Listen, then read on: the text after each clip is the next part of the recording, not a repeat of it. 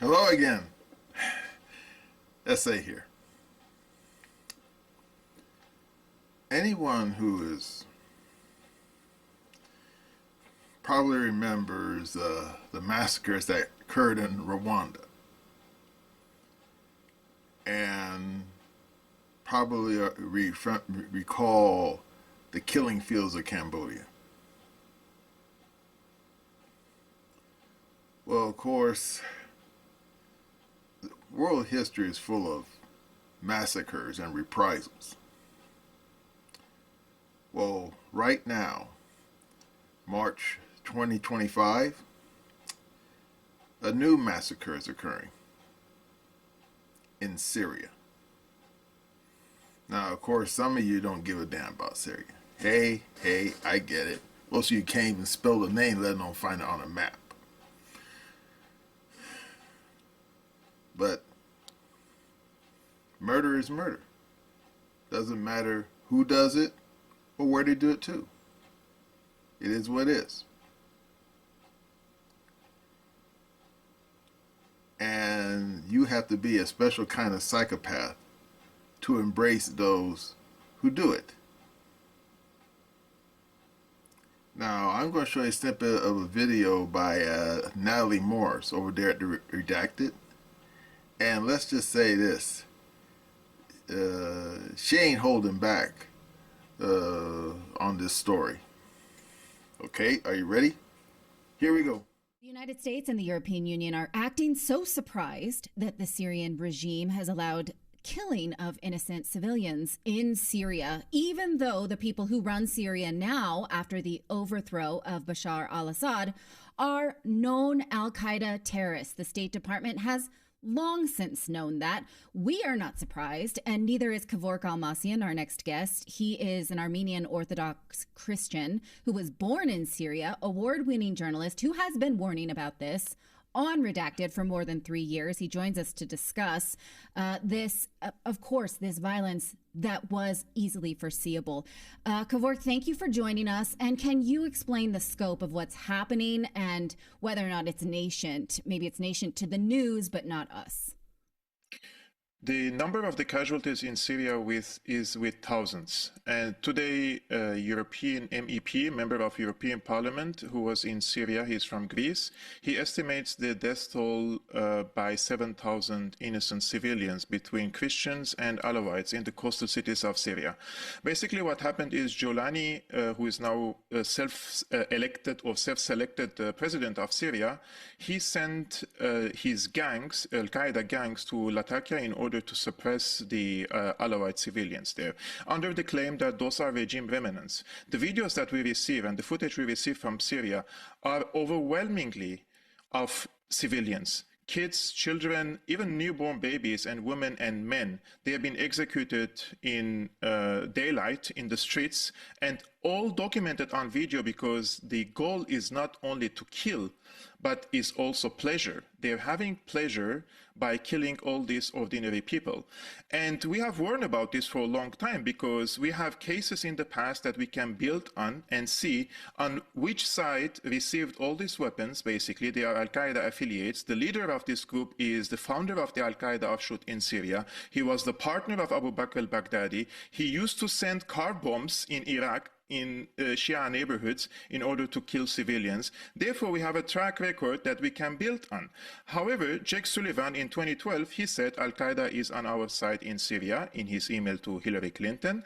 Later, we have Hillary Clinton herself admitting that sectarian civil war in Syria is not necessarily a bad thing, because then this could benefit Israel in the region. Because yes, I have an image of that. We learned this from WikiLeaks. I'd like to bring that up while you're talking. Please continue.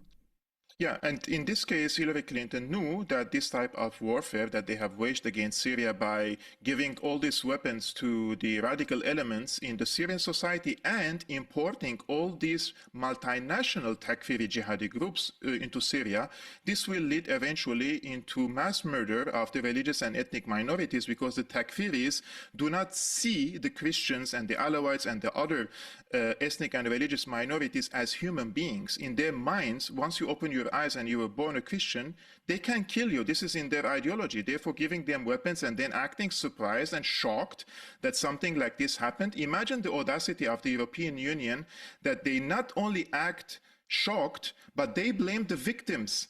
They said this killing in Syria happened due to the Assad regime remnants. And not, like all these civilians who were Right. killed. That's what they're calling them. They're saying that they're actively protesting on behalf of Bashar al-Assad. That doesn't look like the case to me. It looks like they're actively trying to live their lives. Can you explain that nuance, please? Natalie, when Saddam Hussein was overthrown, this was a terminology used by the United States in order to follow the resistance in Iraq and kill them by saying those are Saddamists or those are the Saddam regime remnants. And now they copy this experience in Syria, and this is being repeated also by Arabic press, that those are the supporters of Assad. But the truth of the matter is, if Assad returns tomorrow to Syria, I assure you, the so-called Assad loyalists and Assad regime remnants, they're the ones who are going to kill him because he abandoned them and he fled to Moscow.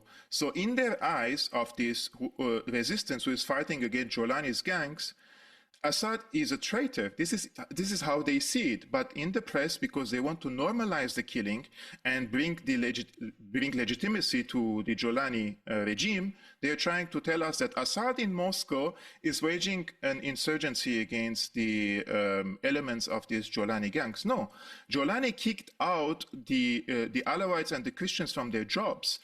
People are poor and their people cannot even secure bread. So the people reach to the edge because they have lost their jobs. There is no any government support for them, and they're being persecuted now by these gangs. So of course, those who used to be in the Syrian army in the past, they will try to defend their families. But if you watch the footage, have you seen one militant from the former Syrian army soldiers in this footage? They're killing civilians. They're going from one door to another, taking people out, first torturing them, humiliating them, and then killing them under the sunlight. This is very horrendous. And I just want to say one thing. If Tulsi Gabbard by any chance is watching, she knew about it and she told the truth about Syria. Yes. That's why they demonized her. That's why they called her, she's the Assad darling or something. She knew who are these groups. Which was what Barry Weiss called her, an Assad toady, a monstrous Assad toady. Yet Barry Weiss has said nothing, or any of these, so-called I don't know what we're going to call them. We're not going to give them a label. Have said nothing about the killing of these innocent civilians. I want to ask you a little bit about how it must feel to see the State Department condemning this right now under Marco Rubio again, when people inside the Trump cabinet have predicted this.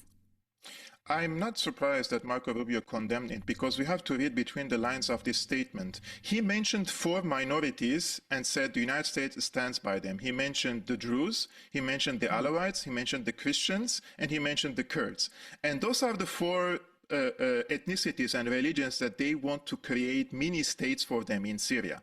Therefore, the creation of a sectarian civil war in Syria, where Jolani has an exclusive right for all these weapons, and he has the most weapons, he will wage these atrocities against the minorities. They knew he will do it. That's why they wanted him to come to power. So when he persecutes the Christians, the Alawites, the Kurds, and the Druze, then Israel and the United States can present themselves as the savior of these minorities. Now, Israel says that they will protect the Druze. The US says that they will protect the Kurds, and the Christians and the Alawites in the coast, they will be under the protection of the Russians and probably also Greece. So what they're trying to do is they are preparing the way for the Balkanization of Syria, the separation of Syria as a nation state into mini states. And inside Syria, there is no military or political power which can resist this project. Therefore, it is highly likely that the US, Israel, and other powers, including Russia, by the way, may be cooperating in order to divide Syria into different mini states. Some people have probably goodwill to save the minorities, but for me as a Syrian, I'm an ethnic Armenian, but I was born and raised in Syria. I believe in the Syrian nationhood. I believe in the Syrian identity. And now it's all destroyed. So we don't have a nationhood any longer. Well, the president of Syria saying he will launch an investigation into this matter. What do we make of Okay, you're laughing. So that's the answer. What do you make of this? It's like Do you have it's more like sentences? it's like Israel says that they have formed an independent investigation to see about the tragic events that happened in Gaza. Have Sure. we received the results of these investigations after 1.5 years after atrocities? None, Well, because no. In people will fact, forget about them. Netanyahu says that calling for an investigation makes you a deep state actor. Of course, and anti-Semite as well. So we have to be Hmm. careful with our words when we speak about Benjamin Netanyahu.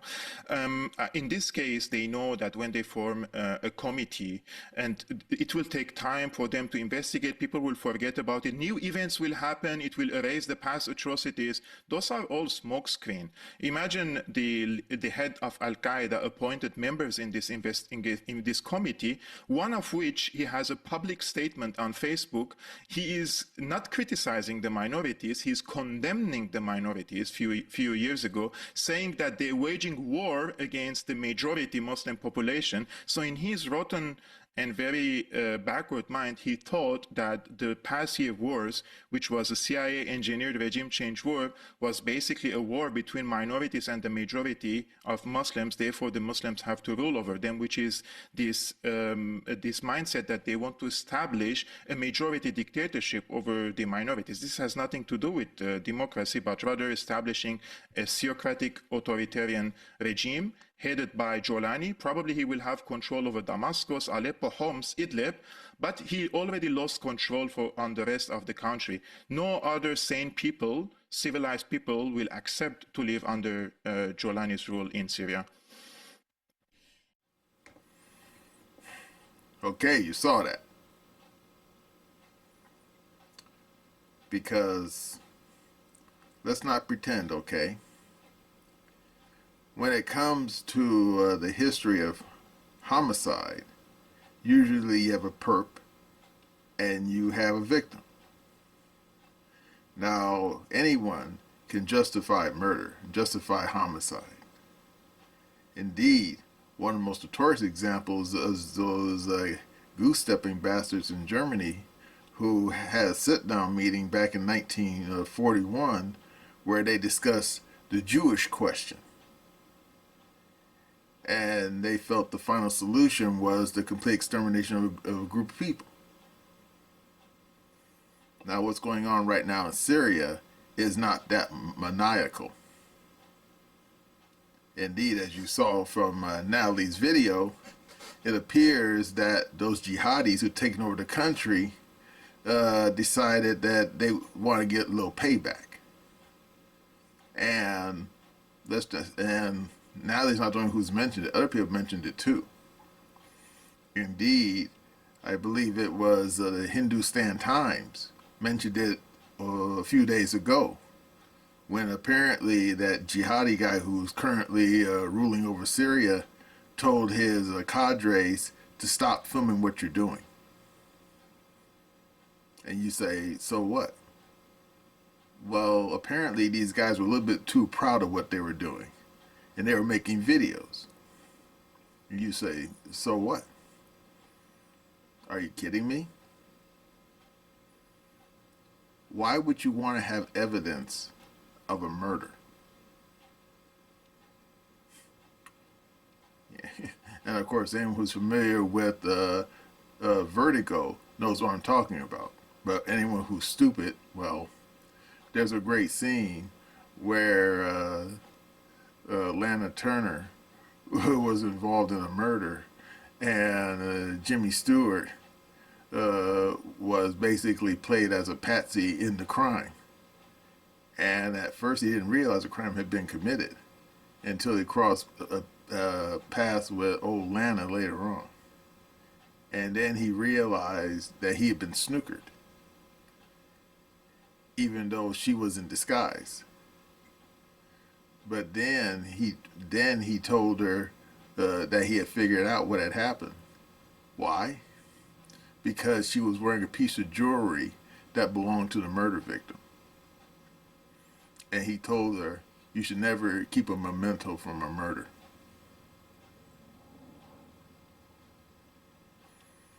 And of course, wait for it, you ready? This happened before. because I remember a long time ago, saw a documentary about Second World War, and there was a little snippet of it where they spoke about how in the early days of Operation Barbarossa, the Germans were taking pictures of mass graves that they had just filled. And wait for it, you ready? They were making postcards out of these things in Germany. But apparently the Nazi leadership, when they saw what was happening, that these people were passing these things around like lollipops in a schoolyard, they sent an order down the ranks, down through the SS, and told these people to stop taking pictures. Why? Simple. Even though these people were full of themselves, I think a little bit of them probably felt maybe we shouldn't leave any mementos from murder, just in case we lose.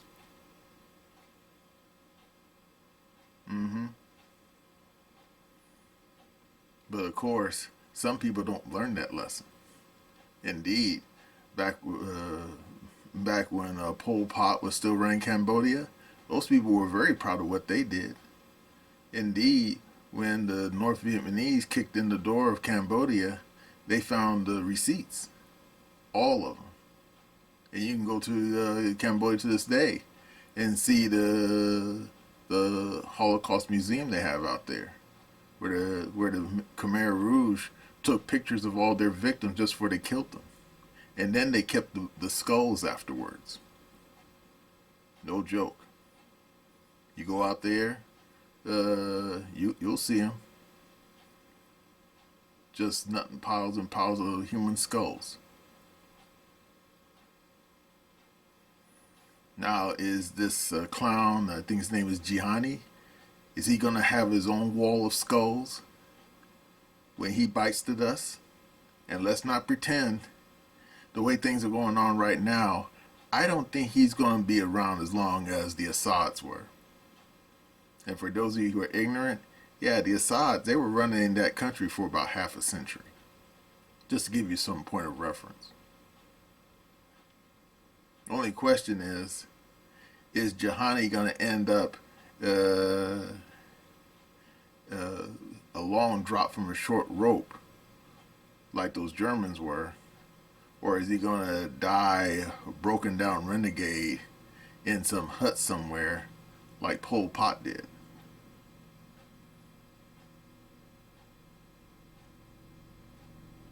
Yeah. That's goddamn right.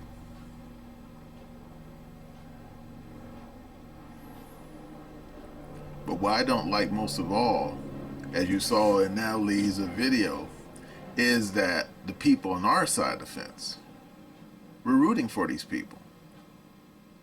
Why? Short-term interest. These people, primarily during the Obama administration, they somehow decided that they wanted to cause problems for the people in Iran. Now, some of you might say, oh, they were trying to overthrow Syria to secure Israel. I think that was only part of the equation. I think the real excuse was they wanted to cause as much headaches for the people in Iran. Because, think about it, if the Syrian government was overthrown, the people in Iran lose that pathway between Tehran and Beirut. Now, some of you said, why can't they send a boat? Are you kidding me? The Israeli Navy sitting right there in the Eastern Mediterranean, and they will stop any Iranian boats going the sea route. The land route, a little bit more hard to interdict, even though I will concede the people in Tel Aviv have tried repeatedly without much success.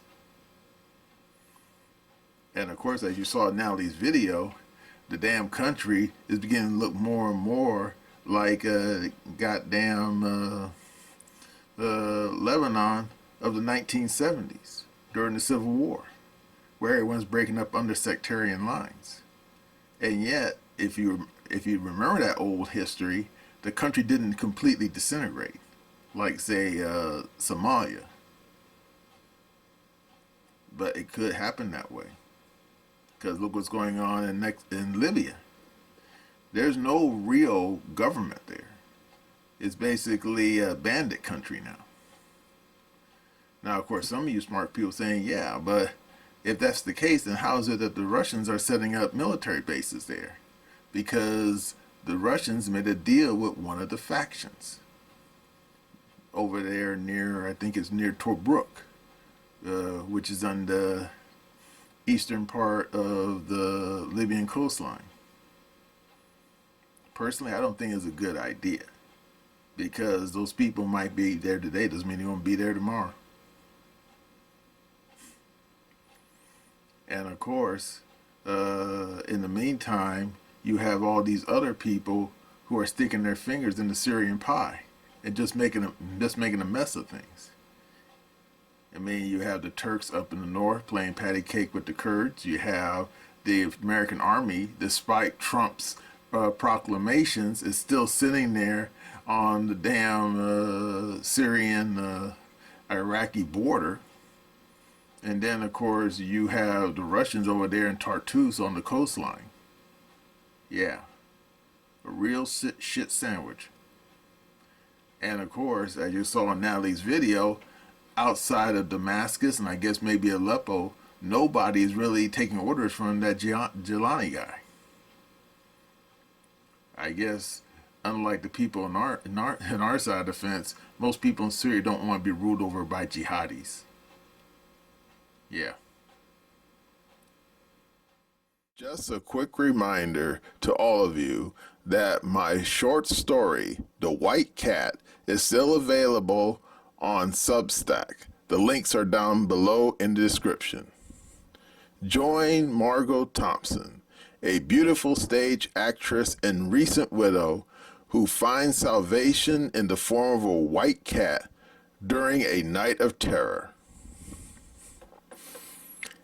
And while you're looking up my oddball thriller, my book series, Glitch, is still available on Amazon, Barnes & Noble, and other bookstores. The links are down below in the description. Join Ike and Sandra, a reluctant jewel thief and a kidnapped teen model who are on the run from the law across the American Southwest. And I think that's probably the most disgusting part of all. Because too many smart people, really smart people, like Cy Hirsch, for example, ask the hard questions. What happens the day after? And most of these people, whether it be Hillary Clinton, Obama administration, even Trump, and definitely stupid old Sleepy Joe, never asked that question. If you're successful in your regime change project in Syria, what happens the day after? And these people didn't have an answer. You know why? Because they didn't give a hot or cold. They just didn't. All they cared about was getting rid of Assad, and they didn't give a damn what happens afterwards. And that's disgusting. Because anyone who remembers 9/11 knows that that happened because we had the same stupid attitude about Afghanistan of the 1980s. All we cared about was getting the Soviets out, and we didn't care about what happened the day after. And sure enough, anyone who remembers the history of Afghanistan knows exactly what came after. 2 airliners flying into 2 of the biggest skyscrapers in the country, killing 3,000 Americans.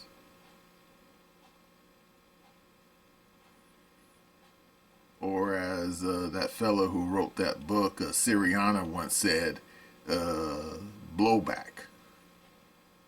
And I'm thinking, The only question is, what sort of blowback are we going to get from this Syrian project? Now, of course, some of you are saying, but hey, didn't Tim Pool said that part of the reason had to do with gas pipeline? Yeah, said there's one small little problem. the people in Qatar, they discovered that liquefied natural gas brings them a lot more money. And now those people don't give a hot or cold about Syria now. They just put their natural gas on big storage tanks on ships and send it around the world. So at that point you say, so I guess that whole damn overthrow of Assad government was all for nothing.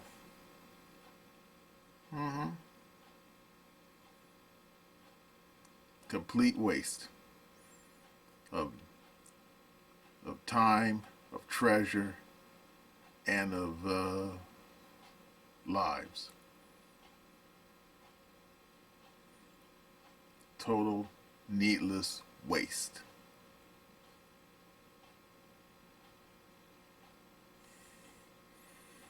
Well, that's all I gotta say about this shit pile that Syria has become. And that's my opinion.